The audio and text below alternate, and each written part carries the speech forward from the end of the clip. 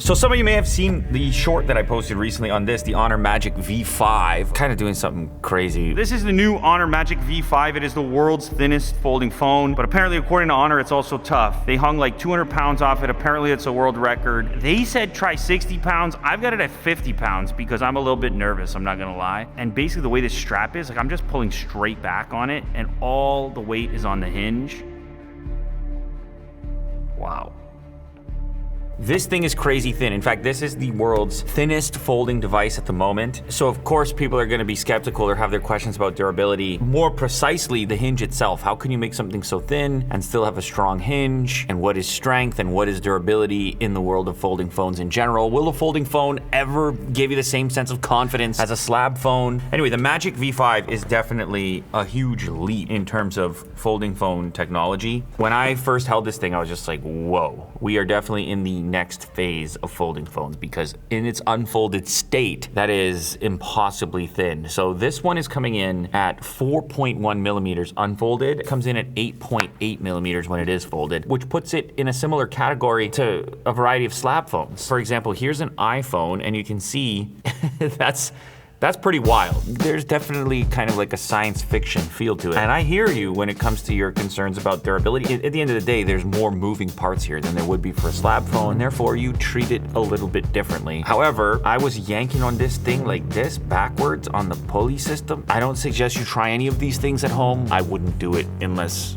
they told me I could do it and it wasn't gonna break. And then I was like, all right, I'll try it. What they've done here by making the thickness very similar to a typical slab phone is they've made it so that when you're using it in this orientation, you don't really feel like you're using a folding phone. Your brain kind of forgets about that fact. And then you've got this bonus round when you've really got some time on your hands and you wanna get some work done. There is no slab phone that can replicate this experience. It really is like, you know, having a tablet in your pocket. I know with these folding phones, everybody likes to focus on the fact that you're kind of touching this soft display surface, but then there's also this effect of, particularly with OLED, where like it feels sort of more like you're touching the image rather than glass. It's kind of hard to explain, but it's just immensely vibrant. The crease has also diminished in significance, especially when you're looking at it flat like that. When you have a bright or vibrant image, it kind of evaporates. Now, if you twist it a certain way, you can find it, but the thing is you don't look at your phone at that angle. Let's go ahead and check the other items in the box. So we've got our SIM tool. So we get a Type-C cable, and I guess there should have been paperwork in there, but I have a not for sale version of the device at this point,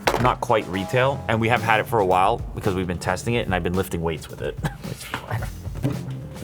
They told me to do it. When they told me to pull on it, you can actually notice it kind of extends almost beyond the point of flat. That's almost a thumbnail there, Mo. You're done, you have your thumbnail. And I was nervous at first. I was like, what? I don't like that. I don't wanna go beyond flat. I don't like that, but no, it's fine. I don't know. Screen keeps working. It's capable of flexing to that extent and still having a perfect close.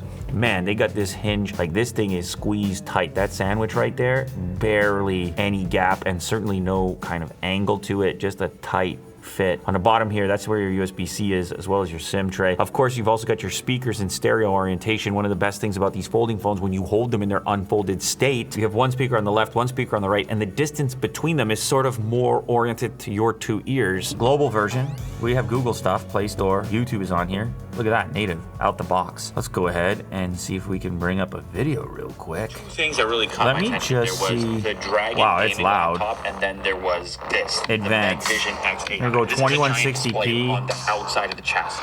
Why do you need that? You don't. And this is the way you watch it. Why do you want it? Because it looks extremely cool. And it actually does have loud sound functionality because it's kind of like having a second monitor. Core Ultra 9, 280. I think there's one on the inside too.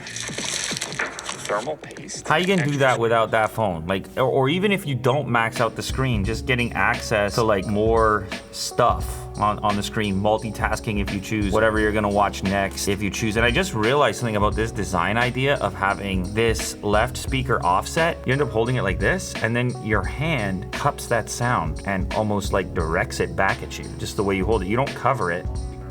Yeah, it is pretty soft. Mo just referenced the fact that these corners are quite rounded. He's not wrong, especially as something gets thinner. You don't want those to get too pokey, do you? Let's go over some specs real quick. So you can get in a few different colors, but what's interesting to know and what you should know is that the white version is the thinnest. I thought that was unusual, but I guess this white finish lets them go a little bit thinner on this backplate to save 0.1 millimeters. If you get the black, dawn gold, or reddish brown color, then all of a sudden you go up to 4.2 millimeters. I don't think this is all that significant, but that 4.1 does allow them to call themselves the world's thinnest folding phone. They've still managed to pack a 5820 milliamp hour battery in here, a silicon carbon battery. Again, that's pretty impressive when you consider the thickness, the fact that you've got to split it. You can charge it back up over supercharge at 66 watts wired or 50 watts wireless, which is pretty good. And then Snapdragon 8 Elite, you have 16 gigs of RAM, 512 storage. This one here is 7.95 inches, OLED, 120 hertz, 5,000 nits of brightness, and your resolution is 2352 by 2172. This one is 6.43 inches, so still pretty large. OLED, also up to 5,000 nits of brightness, and a resolution 2376 by 1060. So the PPI here is pretty much equivalent. So the experience out here and the experience inside are going to be similar. 404 PPI versus 403 PPI. The other thing I notice here is there's stylus support. In fact, it now becomes the only one supporting that pen input. So yeah, pen holdovers, stylus aficionados, this is your guy right here. And there is some IP on this, IP58 and IP59. So 0.5 is quite wide, obviously. 1x, 2, 3, 6. And you see the AI has recognized there's greenery involved.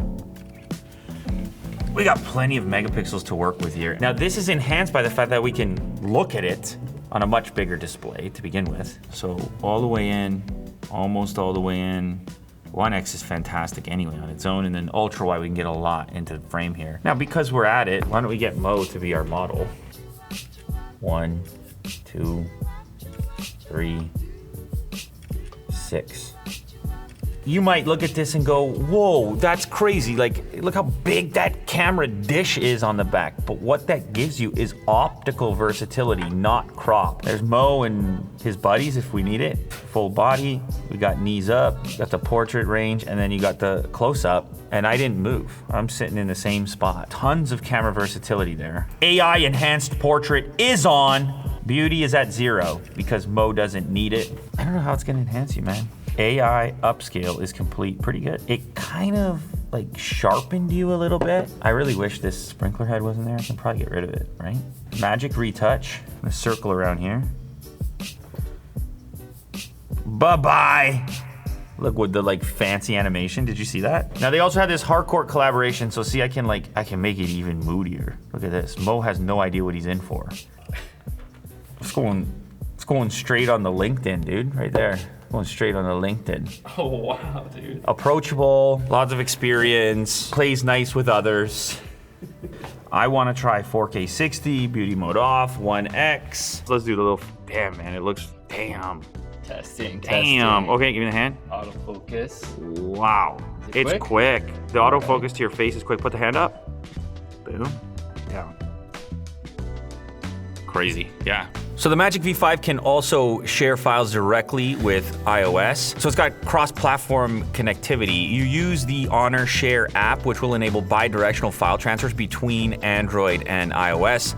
This will work with iPhones, iPads, and Macs, as well as Windows PCs. So the Magic V5 has something that Honor calls multi-flex. This is essentially their multitasking functionality, which will allow for up to 3 apps to be used at the same time. How does it get thinner, Mo?